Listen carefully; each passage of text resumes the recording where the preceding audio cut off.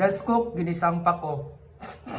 Simple ragig kay ni siya nga potahe. Una, gisahon sa init nga mantika ang ahos. Pag medyo golden brown na, ginabutang din ako nadungan ang bombay ug ang atsal. Pag golden brown na pud ang bombay ug ang atsal, diha na din ninyo ibutang ang inyong subak. Unya, ang amo ang subak kay pinirito nga isda. Ako lang gihimay ang mga unod no kay di na ko iapil ang bukog. Lami pud isubak ani ang sardinas. Pero since naman may sobra nga pinirito nga isda, kanina lang ako ang gisubak para di masayang. Paminta dito akong gibutang diha nga partafans. Tapos walay kahumanan nga pag-ukay. Ug kung napula na kag inukay diha, ibutang na din nato ang ato ang wings or sa Bisaya papako. Isa gini sa mga pinaka the best nga pagkaon diri sa probinsya. Kaya aside sa pwede gid mo sa makuha bisag asa, lami gid pud siya. Mao na makasulti gid kag only wings or only pako. Nagbutang lang kog tubig diha, magic sarap og toyo na po dayon before nako siya takluban. Pag human nimog taklob, abrihan na po dayon nimo. Syempre, inaana ka high-tech ang mga kalaha sa mga kwartahan. Kana bang pagtaklob pa lang nimo, nagbukal na dayon. Imo lang na siyang gisahon hantod sa mahumog tapos pwede na din nimo na sa iserve og kaunon.